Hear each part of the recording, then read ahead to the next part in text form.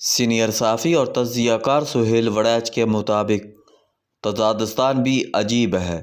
یہاں دنیا کے سب سے زیادہ پڑھے لکھے، سب سے زیادہ عقل مند، سیاست کو اپنی انگلیوں پر نچانے والے، میڈیا کو اپنے گرد گھمانے والے، بین الاقوامی امور کی گتھیاں چٹکیوں میں سلجھانے والے، میڈیا کو نت نئے رنگا رنگ بیانیے دینے والے اور تو اور مقتدرہ میڈیا مردان سیاست دائیں اور بائیں بازو میں یکساں مقبول اور معزز فرد بھی موجود ہیں، مگر طف ہے کہ ملک کے لوگ نہ انہیں حکمران بناتے ہیں اور نہ ان سے پوچھ کر کھیلتے، بولتے یا عمل کرتے ہیں۔ حالانکہ تاجکستان کو کامیاب، خوشحال اور معزز بنانے کے لیے ملک شاہ جی کے حوالے کر دیا اور پھر دیکھیں کہ وہ دنیا بھر کے کڑاکے کیسے نکالتے ہیں۔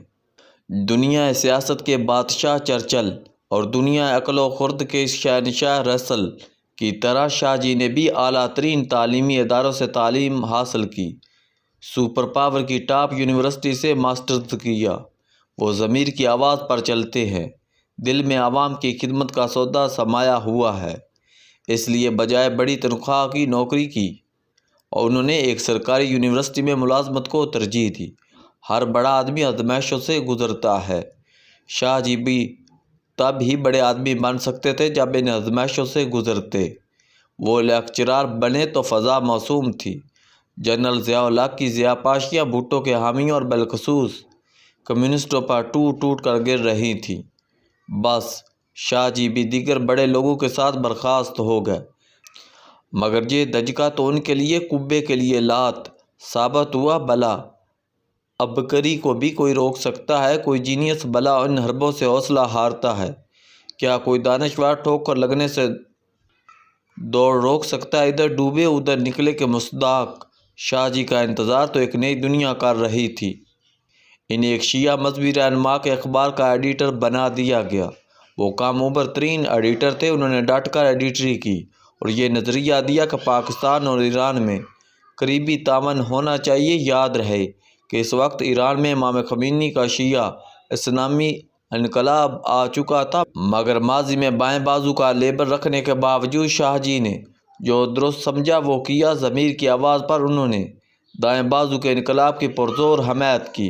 اسی زمانے میں انہوں نے صحافت اور ڈپلومیسی میں بھی نام کمایا۔ وہ افغانستان کے کمیونسٹ صدر ببر کارمل سے ملنے گئے اور ان کا انٹرویو بھی کیا۔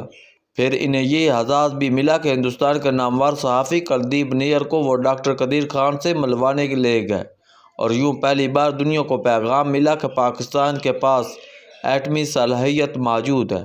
یہ صحافت تھی یا نہیں، حب الوطنی تھی یا ضمیر کی آواز، جو بھی تھا شاہ جی کو اس کا کریڈٹ بہرحال حاصل ہے۔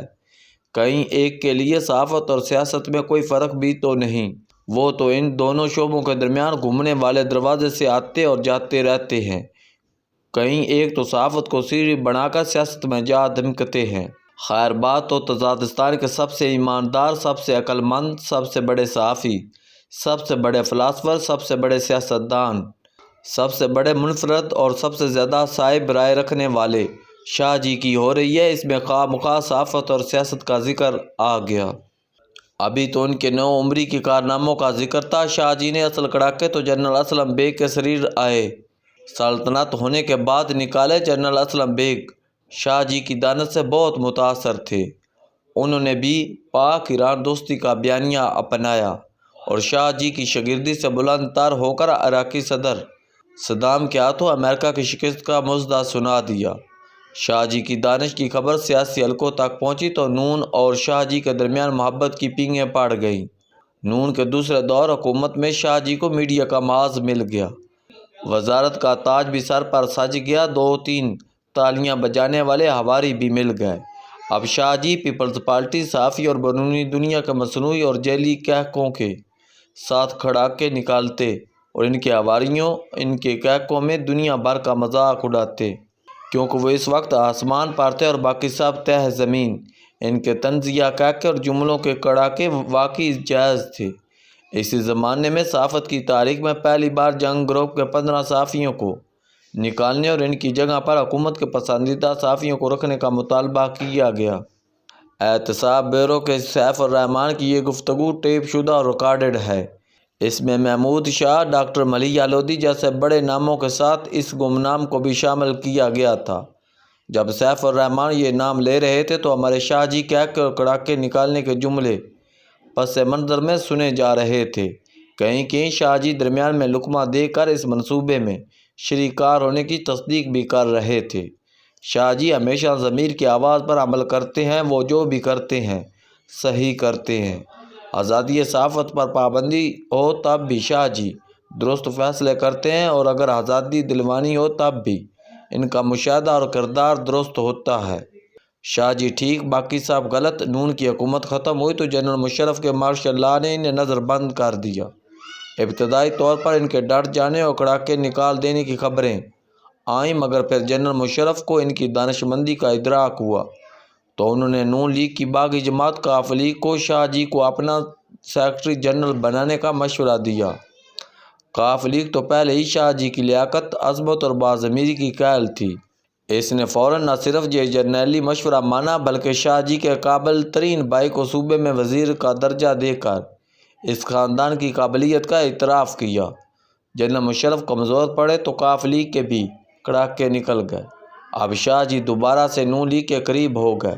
پھر علم نہیں کس کے اشارے پر نون نے انہیں اپنا سینیٹر بنا لیا، مگر مصالحت کی یہ شادی ڈھول تاشے بجائے بغیر ہی اپنے اختتام کو پہنچ گئی۔ آج کل شاہ جی کو تحریک انصاف پر پیار آیا ہوا ہے، وہ عمران کی محبت میں دوسروں کے کڑاکے نکال دے رہے ہیں۔ شاہ جی باضمیر ہیں، ملک کے سب سے بڑے آدمی ہیں، وہ جو بھی کرتے ہیں ٹھیک ہی کرتے ہیں، انہیں بھلا کون پوچھ سکتا ہے۔ شاہ جی کڑاکے نکالتے رہے۔ تزادستان آپ جیسوں کے لیے ہی تو ہے، ایک شاہ جی پر ہی کیا موقوف سارے تزادستانی دانشور شاہ جی ہی تو ہیں۔